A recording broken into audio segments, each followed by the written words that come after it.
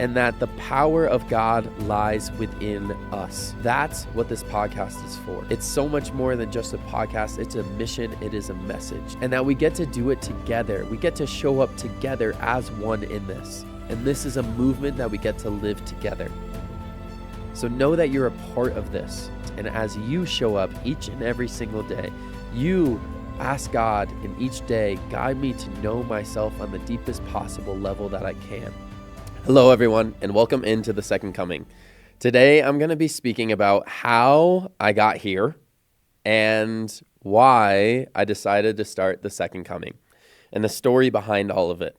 I want to go into my story of actually being in this place now in my life and the journey that I've gone through to be here, because this podcast is really something that is a culmination of my life, and it's a way for me to spread my message as I continue to move forward through life. It's a way for me to share what I'm experiencing in my life and moving through, because I know that one of my greatest gifts is to go into the depths of my life, go into the depths of relationships and living my mission and going on the journey and then sharing that. Because I know that you're most likely here because you feel that there's something more for you in your life. You feel that there's something that you're meant to give to the world. You feel that there's something that you have been placed here on earth to do. And you're looking for guidance in that. And I hope that as I walk through the journey of life, that as I live it fully, as I learn, I grow, I experience the hard moments and the beautiful moments, that I can be here as someone for you as a guide that can help you to step into the mission that you are truly meant to give here in the world. That is what I desire for you. So my journey has been one that has challenged me in the most beautiful ways, that has made me learn so much about myself, that has taught me so much. And the past 4 years have been the most transformative years that I've experienced and have allowed me to learn myself on a level of depth that I could have never imagined. But my true story starts when I was a little boy.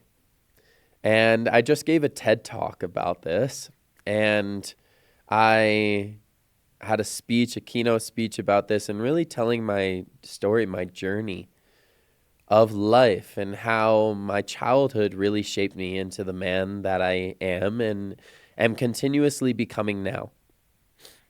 As a child, I was born into the world in a pretty dysregulated place. My mother has such a beautiful soul, and when I was born through her, she had a very dysregulated nervous system. And in doing the work that I've done, I've actually brought myself back into my mother's womb and feeling what I was experiencing then, and where my parents actually created me from, like the space that they were in. And it was a state of dysregulation.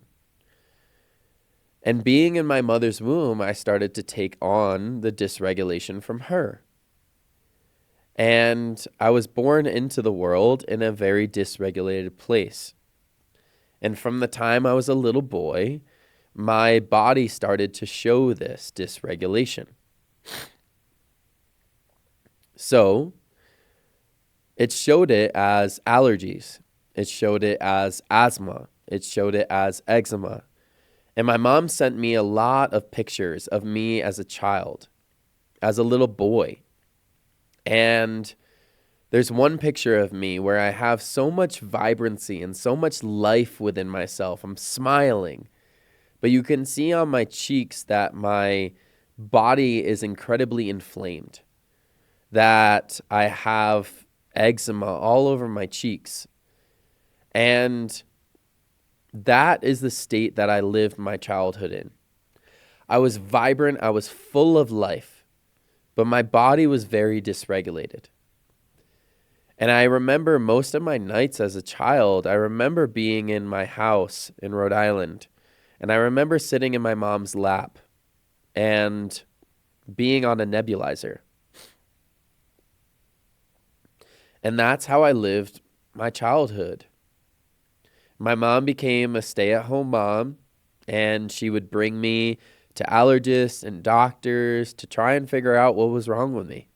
And the doctors could obviously never find out what was wrong with me. And I was given prescriptions or asthma medication.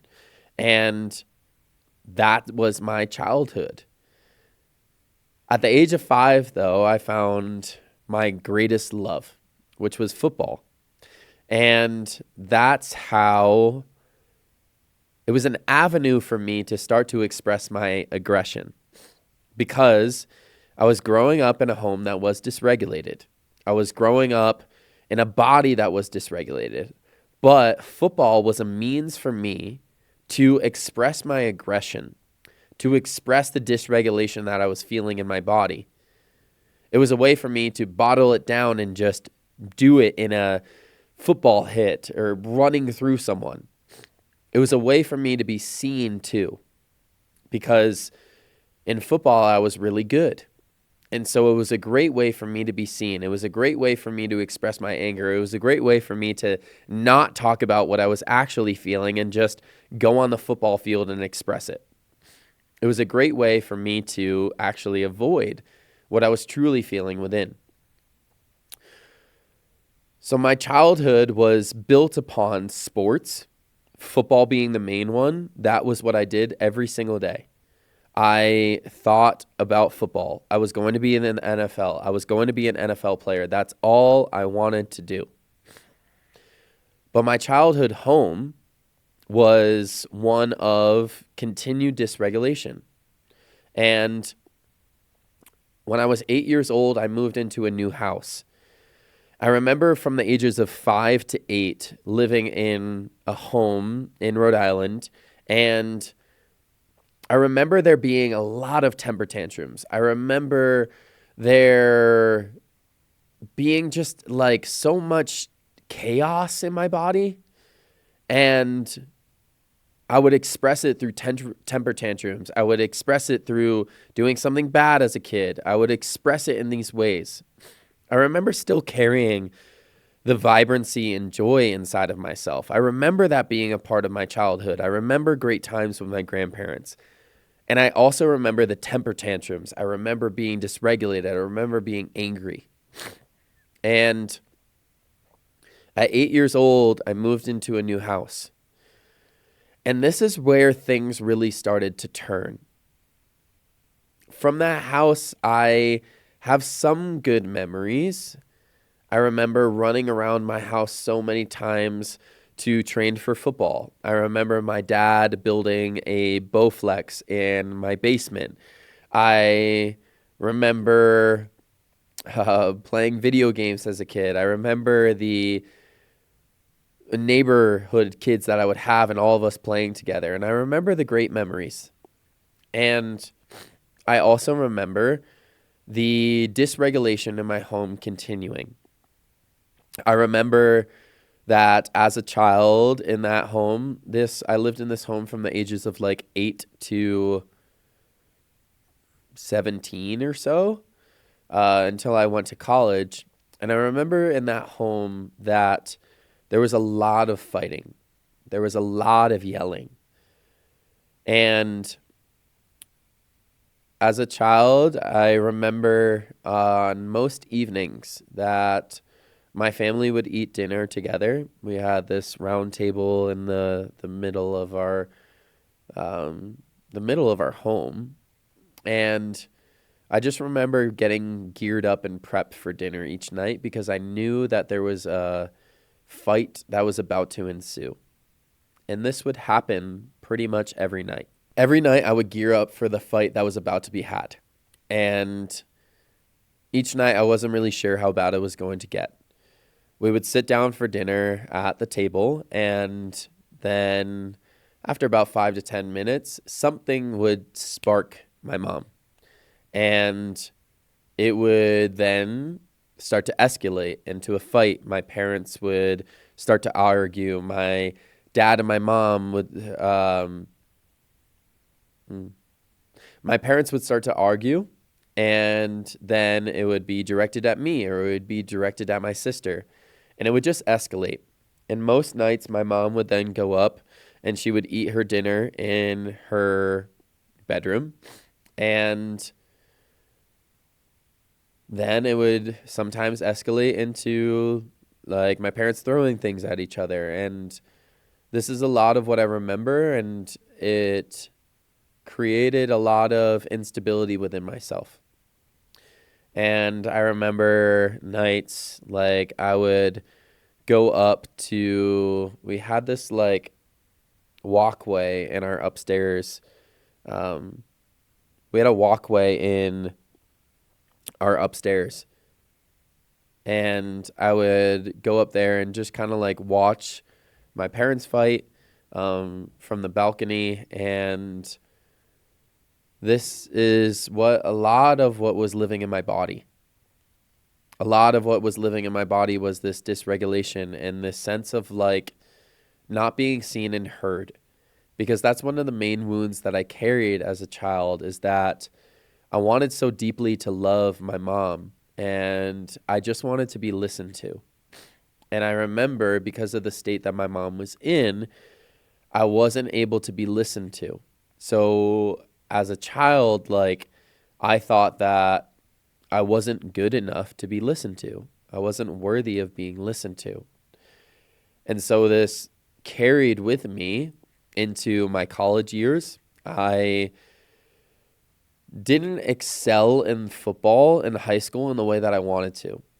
I was more so not given the opportunity. I was the best player on the team, but I wasn't given the opportunities to really show myself and to show my talents, because my coaches had this way of doing things that wasn't best for the team. They couldn't see what we actually had. And so in high school, like, we had all this talent, and growing up in Pop Warner, we would go to the Super Bowl every year and we were really good. But in high school, we weren't, because our coach had this way of being and he wouldn't stray from it. And so that led to depression in my life. And I was experiencing this dysregulation from my home. And so I went to college, and I was the only person on my high school football team that went and played college football.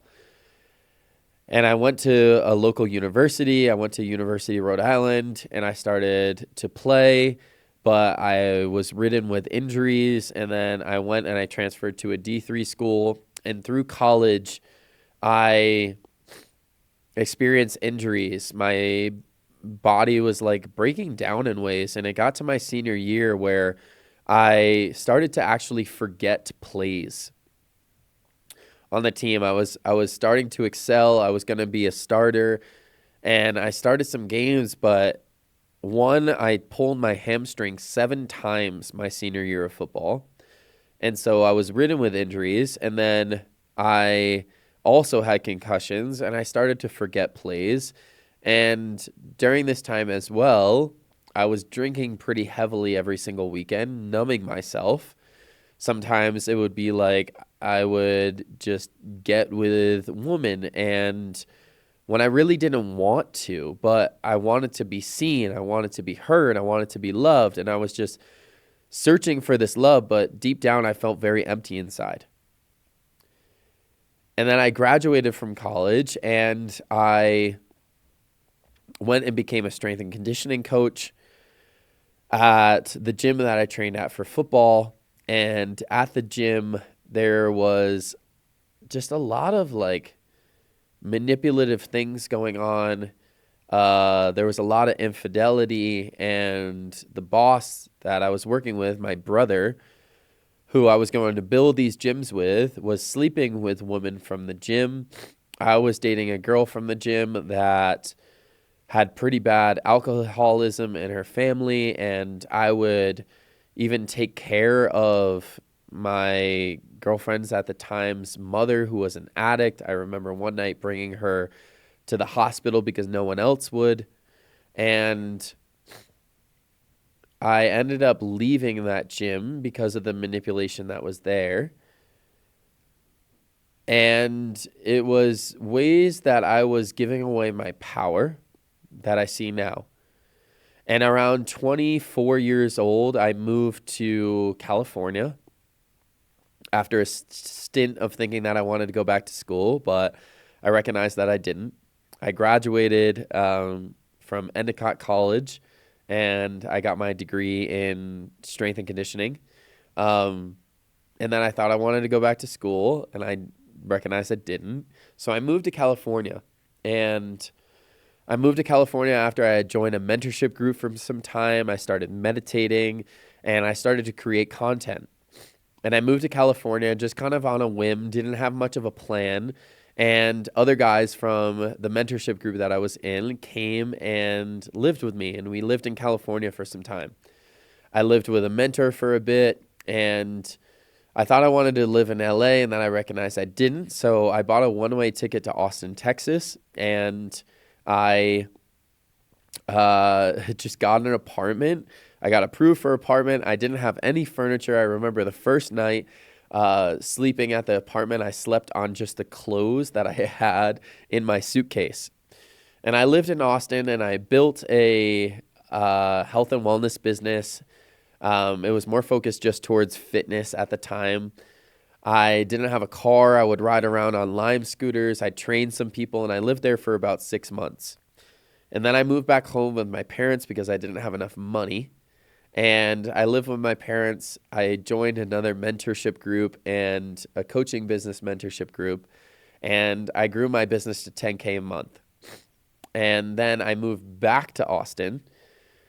And I got involved with a girl that was in the mentorship group that I was in. And I decided to move to Houston, Texas, where she lived. And during that time, it was like starting to hit rock bottom. And I went to a exposition for people that were having these businesses around health and wellness, and every single person said there to speak their truth. That the way that they got to where they was to speak their truth and to truly follow their passion. And so I went back to Houston, and I started creating content from a place of speaking my truth. And I grew my following from 10,000 followers to about 100,000 followers in like a week. And then it just increased and kept going. It was about a month's time. And then I went back home to Rhode Island, and I moved back to Austin. And I grew this coaching business, and I grew this health and wellness business. It was called Chronically Healthy. I grew my following to like 300,000 followers, but I still felt deeply empty inside of myself.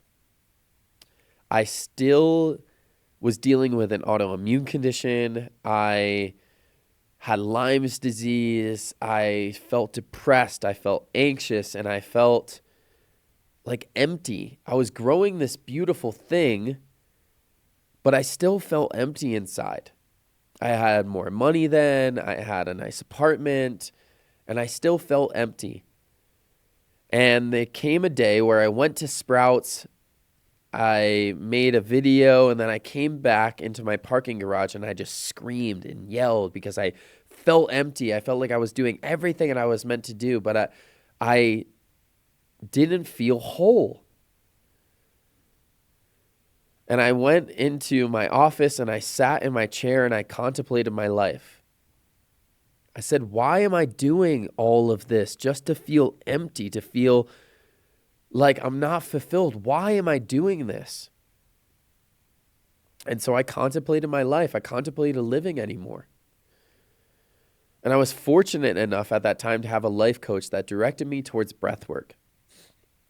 And I started doing breathwork every single day. I did these guided breathwork recordings, and I went to this man's house that was a breathwork facilitator, and in one of the sessions, I saw myself as a little child in a corner crying. And I recognized that that is who is within me. Because I haven't addressed what he experienced, what he felt, I'm feeling the way that I am. All these feelings of emptiness, of not feeling whole, this autoimmune condition, this depression and anxiety is all because of what he never got to feel as a kid. And so now I need to feel all that I haven't felt. And that's what's been the past 4 years for me. I went to Costa Rica. I did ayahuasca. In the ayahuasca ceremony, I saw that I was meant to go and become a breathwork facilitator. I went and became a breathwork facilitator. And in the facilitator training, I had a breathwork journey where I felt God's hand come down, place its hand on me and say, lead with the breath. And after that, I went back to Texas. I did 14 one-to-one breathwork sessions in a week, and I started going full-time in breathwork. I let go of my health and wellness business, and I went all in on breath. And then that led me towards energy healing. And then that led me towards more of my gifts coming on. And then that led me towards moving to Colorado because I didn't want to be in Austin anymore. And it led me also into, during this time, lots of relationships that taught me so much. A relationship in Austin that I thought it was the one. And it turned out not to be. It took me through a relationship where the person I learned breathwork from started to become a mentor for me. And then we got into business together. And then it was another manipulative situation. And I had to speak my truth and leave that relationship. It left me in debt. And there was a messed up situation with a fraud angel donor. Somebody that was supposed to give us money and then turned out to be a fraud.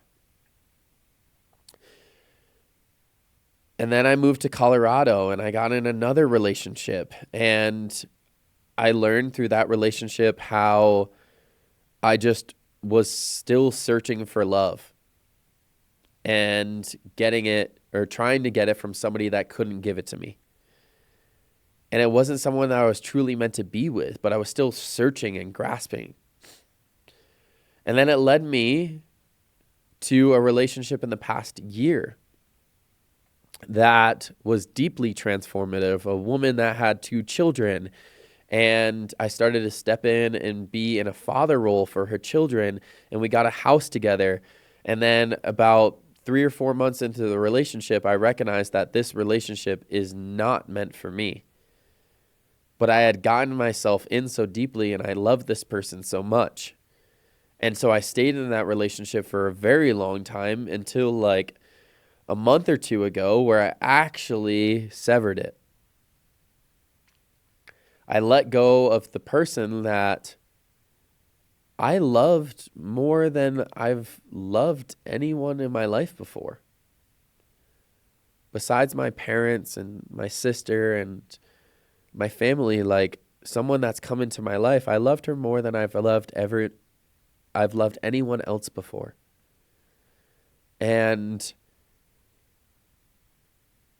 it was going through that and then going to a retreat where I worked through my mother wounds. And I really felt that retreat was me stepping into my manhood more and calling in my true divine partner. Because I thought it was in this last relationship, but I had a ceremony where I recognized, it's not her. And that this recent retreat I went to was actually becoming the man to call her in. Working through the mother wounds, working through how I didn't speak my honesty and truth as a child, how I get to do that now, how I get to share my truth, how I get to speak fully, how I get to share my heart, how I get to share love, how I get to receive love. And in this retreat, I felt myself letting in the feminine, letting in love. And in that truly letting in, I also recognized how I've been fighting it. and not letting myself receive it because I learned that it wasn't good as a child, that it wasn't safe.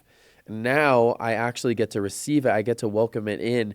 In doing so, I receive love. I receive God. And so that's the place that I'm in now, is that I'm receiving God. I'm receiving love more and more. And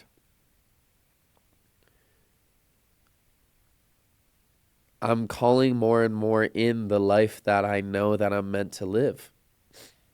A life where I'm speaking my message each and every single day, where I'm sharing my life's journey, where I'm speaking on stages all over the world, where I have love and support, where I have my divine partner, where I have my 2 children, where I'm leading a movement, I'm leading a mission, I'm leading a community. And I'm more so doing it because I know that I'm here to do it. I know that I'm here to share my message every day. I know that I'm here to live life fully. I know that I'm here to have a true divine union, to create children and create from that place. I know that I'm here to lead a movement that is transforming the world. I know that I'm here to allow people to feel what I'm creating in these spaces with these retreats that I'm running. Every person is deserving of feeling it, and every person needs it. And so I'm here to lead the charge, to lead the way, and to do it from a place of love. To do it from a place of knowing the kingdom of heaven is within me. To do it from a place of knowing how deserving of love that I am, how deserving of being seen that I am, and that there's nothing that I truly need because I have it all within myself. To lead the message that everything that we could ever need is within you, it's inside you. To lead us back to love, to lead us back to God. To lead us back to the place that Yeshua was here to teach us, and now we actually get to embody it. To be a man that shares his true message, and in doing so also share my true message. To knowing that I'm a man that comes directly from God. And I am here each and every single day to share the truth of God, to share the truth of love, and to do it from a place of embodiment.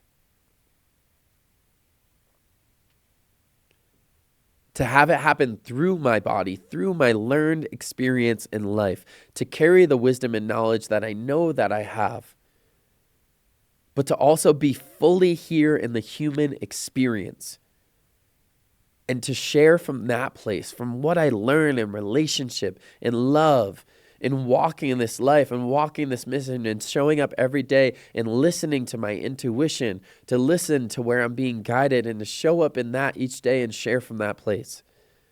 That's what I'm here to do. And I created the Second Coming. I created this podcast because we are the Second Coming. We are the Second Coming of Christ. We. It's not one man. It's not through religion. It's through us. And I got this calling when I went to Red Rocks. It was about 6 months ago. I went to a show there. It wasn't that great. But I went there and I was just in this beautiful open state in that place. But I was also feeling a little bit like, okay, I know there's something more for me. I was at the tail end of the relationship that I was in, and I was just like, there's something greater for me here. And I got the Second Coming. The Second Coming just came through. And so from that moment, I knew that creating this podcast was something that I was meant to do. And in the past couple months, it's been a beautiful culmination of things coming together, of me letting go of things, and all to be now here in this place, having the team, having investments, having everything around me that's going to allow me to share this message fully each day It's going to allow me to share this message and distribute it to the world. And so I created this podcast to be a place where I share my message of living life, of what I learn, and to helping us awaken within each and every single one of us that the Christ lives within us, that we have the capability to become the Christed one, that we are all sons and daughters of God, and that we all come from the one eternal source, and we are here answering the question of who am I?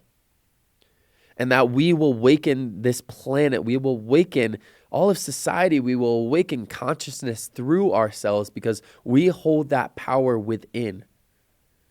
There's nothing that we need to do. There's nothing that we need to be. It's all within us. And when we remember that and we remember that together, we will create the new earth. We will create a place of love. We will create a place of peace. And we will awaken consciousness. And the systems that have run our planet for years and years and years will no longer be able to survive because we will recognize that we are far more powerful than any system, any corruption, any government. And that the power of God lies within us. That's what this podcast is for. That's why I created this. It's so much more than just a podcast. It's a mission. It is a message. It's a collective movement. And so when you tune into this podcast each week, remember that you're tuning into your awakening. You're tuning into your power. That I am just here as a guide that's helping you remember what you already carry within. And that we get to do it together. We get to show up together as one in this. That this podcast is more than just my podcast. It's a movement. Yes, I show up. Yes, I lead it. And I love doing that. And this is a movement that we get to live together. So know that you're a part of this. Know that you are truly a part of this. And as you show up each and every single day, you ask God in each day, guide me to know myself on the deepest possible level that I can. When you do that, you're showing up for yourself. You're showing up for this world. You're showing up for your friends, your family, for the generations that have come before you and the generations that will come after you. And we're here to do it together. That's what this podcast is for. Thank you for being here with me. Thank you for listening. And I am excited and grateful for what this is going to continue to become. So show up each week. Be here with me. Listen. And then use the information that you get in your life. Let it awaken you. Thank you for tuning into The Second Coming. Please make sure that you subscribe. Please make sure that you like and comment on this. And let's grow this movement and this mission together. I love you. Peace.